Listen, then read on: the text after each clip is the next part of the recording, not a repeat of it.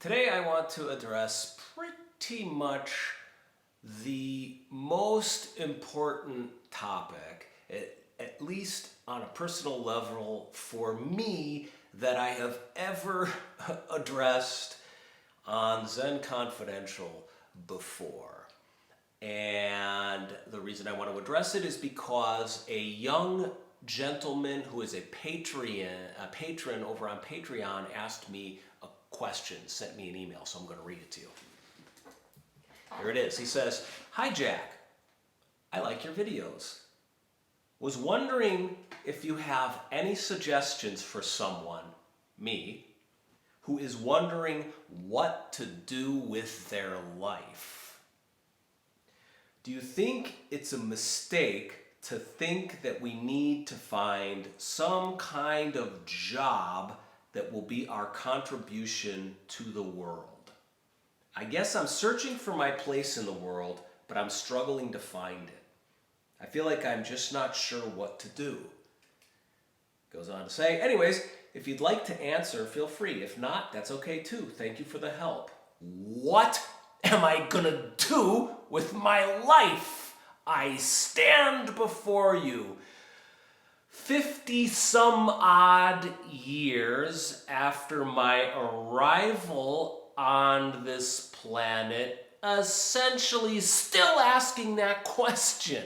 What am I going to do with my life? What am I supposed to do with the rest of my life? How am I supposed to spend my days? Where is the money going to come from for the roof over my head, the food in my belly, the glasses on my eyes, and the shirts on my back? Where is the approval going to come from? Where is the sense of accomplishment and fulfillment going to come from? Perhaps, first and foremost, we might want to reflect, at least I want to reflect, on my time as a monk. I'll bring up two people for you. They had two very good comments to get us rolling. One was a famous actress, okay? So she was in movies in the 80s, and it started out, she was in like a Coppola movie. I think it was Rumblefish. Francis Ford Coppola. She was in Rumblefish. She was acting beside Tom Cruise, whom she remembered as very short. She went on to be in like Revenge of the Nerds, and she was in a bunch of these 80s comedies.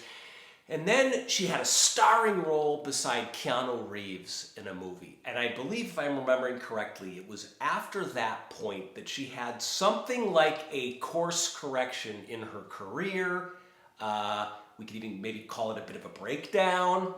And I remember she told me something I've never forgotten. She went on to become a Zen Buddhist student, and she actually spent some time at our monastery. We became friends. I really liked her. She was very cool. She was like really sharp.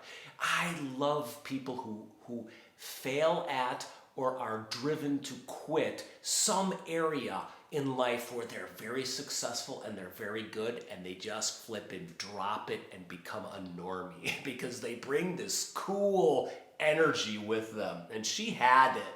She would look at you and engage with you, and she had a puckish, playful, very gentle personality. And I remember she told me, I asked her, I was like, why did you quit? How could you quit? You were on the cusp of becoming total Hollywood royalty. You were starring alongside Keanu Reeves as the love interest. It was him in top billing and then you. What made you quit? And she said, at some point, I realized that there is a big difference between success and fulfillment. Okay? So that's the first lesson today that at least I took away from the time at the monastery when it comes to the question of what to do with your life. Okay. Second thing I want to bring up is, let's call him Donnie the plumber. So when I was a monk, we had students from all over the world that would come and train with us. You got to meet all kinds of interesting people. And one of the interesting people I met was Donnie the plumber. So Donnie the plumber was from New York. And he kind of talked like this. Donnie the plumber was a short gentleman. He had a bit of a pot belly. He often wore dirty t-shirts, and he wore shorts that would basically show the crack of his ace. Now, Donnie the plumber was one of these guys that had more hair coming out of his ears than he had on the top of his head. What he did have on the top of his head was pretty white. Now, Donnie the plumber had beautiful blue eyes, and oftentimes, when I was a student, I would have to work with him, right? So Donnie the plumber would come to retreats, and all he would do is work for us. That's what he did. And he would go see my teacher 4 times a day for koan practice. Sometimes Donnie the plumber wouldn't even come to the sutra hall to do our chants with us. Oftentimes he wouldn't do formal meals with us. He would eat in the kitchen with the kitchen staff because Donnie the plumber had things to do. When you're at a monastery, one of the things I learned from Donnie the plumber is when you go into the ground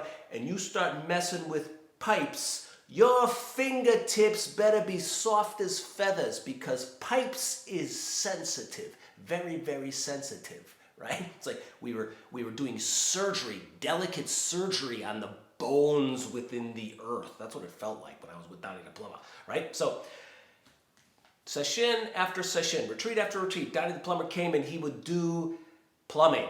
He'd get in our walls, he'd get in the ground, and he'd fix our pipes. We always had something going on. There's always something freezing and breaking somewhere. There's always some work to be done.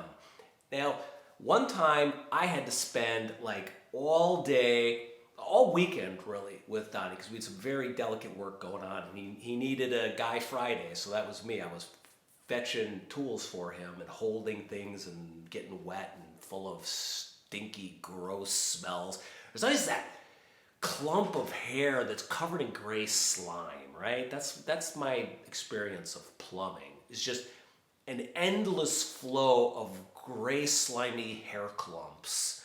At one point, I said to Donnie, "How did you get into this line of work?" And he said, "Well, I used to be a filmmaker." Turns out, I had completely pigeonholed him because it's easy to do and fun to do. Everybody who comes to the monastery has a role. Donnie the plumber's role was to plumb. Turned out he was an experimental filmmaker in New York in the 60s and 70s. He made a series of really wild and interesting, like Andy Warhol meets John Cassavetes level avant-garde films. The dude was like, completely the opposite of what he ultimately became. And I remember him telling me, well, it's really simple. I became a plumber because I realized you can make a lot of money in plumbing. And he said, here's the problem with your generation. He said, you go do jobs because you think they got to give you meaning. And you think they got to give you purpose. And you're wedded to this idea that you're gonna find your point on this planet in the thing you do to pay the bills. And he said, a job ain't there to give you meaning, purpose, and hope. A job is there to pay your bills. It's to give you money. That's what a job is there for.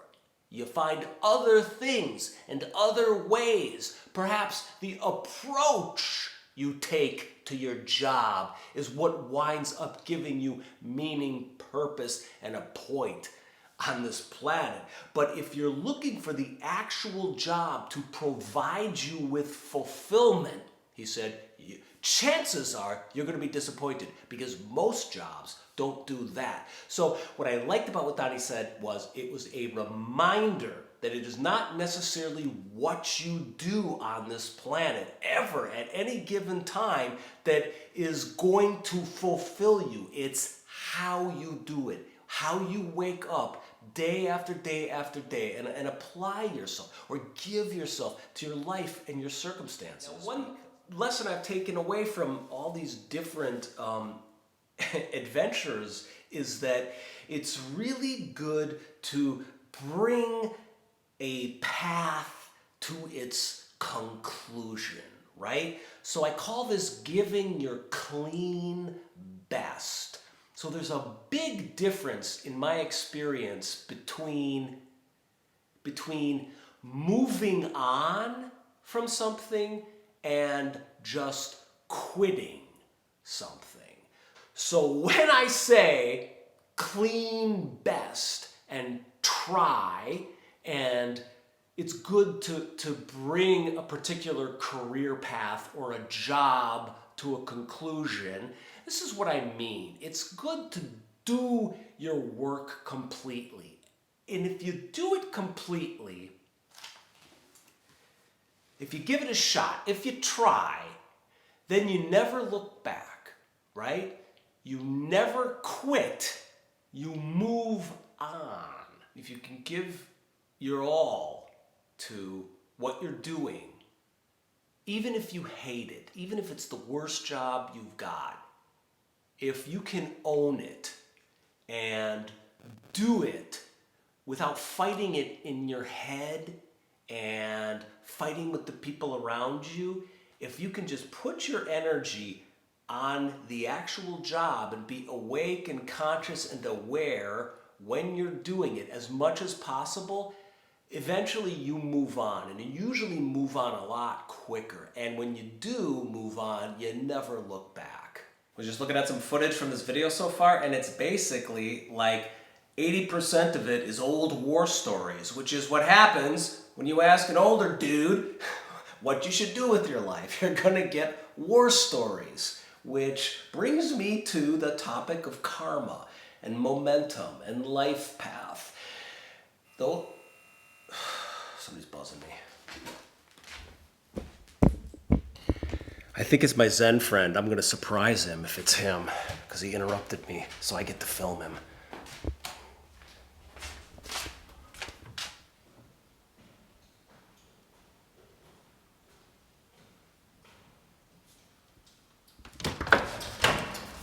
You interrupted me right in the middle of filming my video, so now you're in it.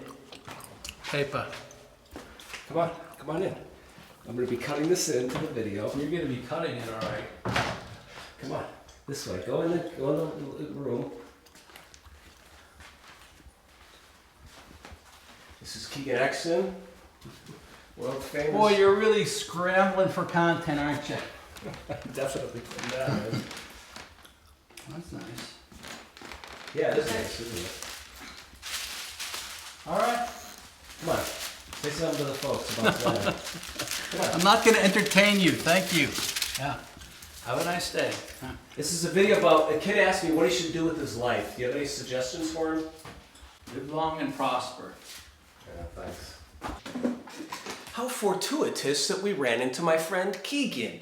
He's the reason I am out here in Vienna. I was having a crisis as my monastic life came to its conclusion. I came to visit him when I was concluding my monastic career, and here I am 7 years later, right? You never know where this life is going to take you.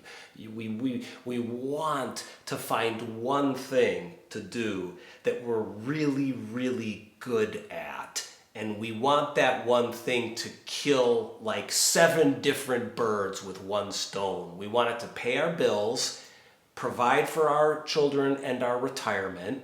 We want it to make us somewhat appreciated amongst our peers. We'll settle for varying degrees of accolades and fame. We want it to provide us with deep down fulfillment in our hearts. We want the work we do to make a difference, right? To contribute to the evolution of the species on this planet in some small way. We want to leave behind a legacy where the good is greater than the ill, right? This is what we want. It's what I wanted, right? And, you know, it's been a bit of a messier ride than that. And when I look at the big sweep and scope of my life, I realized I've always had certain winds at my back, you know, and also certain obstacles in front of me. I've got a limited intelligence, a limited toolkit, right? And I was born into certain circumstances, and they've shaped who I am and how I see the world. And I have to say, the ways that I have failed in my life, when I look at the broad sweep and scope of my life, the ways that I have failed have led to equal or more happiness and fulfillment than the ways that I've succeeded. I mean, I'm out here now. I'm living next door to my best Zen friend, and all of this, in a sense, is because of various failures I've had. I failed in Hollywood to write screenplays. I became a monk. I kind of failed in my path as a monk. I didn't really become enlightened. I certainly didn't become a Zen Roshi and take over my teacher's community. And I moved on from that, and I wound up here in Vienna. It's just kind of been one adventure after another. So in my experience, if you can open yourself up, put yourself out there, do your best, and be smart about it, you're gonna have an interesting life, and that's about the most we can hope for. It's not the world's job to provide a way for us to contribute to it. And also just you being here day after day, present, awake, and aware in your life, really talking to the coworker, right? Really giving yourself, if you're a teacher, an art teacher, like one of my patrons is, or a physics teacher like this patron is, or really, honest to God, I'm going to close on this. I had an experience recently where, no, it was my girlfriend. It was my girlfriend, but our minds twist together sometimes, and I feel like her experiences are mine, so I'm just going to pretend like it's mine. But she had this experience where she came into the kitchen, and she was like, I just had the most amazing phone call with an Amazon representative. So she was angry about some Amazon package that came or didn't come. She calls Amazon. I did not know you could get through to Amazon, but somehow she calls Amazon. She talks to this person, and he was so gentle and so kind and so helpful. She went into that call with death-flaming attitude of hell, like fuming at the guy, as one does when one talks to customer support, and came off the phone like he had literally cast a spell on her and made her enlightened. So you know what? Like, the day-to-day interactions that we do in our lives, sometimes if we're in the worst possible job, like, you still have your integrity. You manifest your true face, as we call it in Zen. You can still give yourself to the activity and live a good life. Hey, if you want to help contribute to my good life making these videos, I would really appreciate it. You can go to patreon.com/Shozan Jack Calmer. This is increasingly how I am making my living, and I'm so deeply grateful for that. Deeply, deeply grateful for that. You don't have to support the channel that way if you don't want to. However, I offer these for free. You can also hit subscribe and hit like and hit the notifications button. Otherwise, friends, Live long and prosper. yeah, thanks.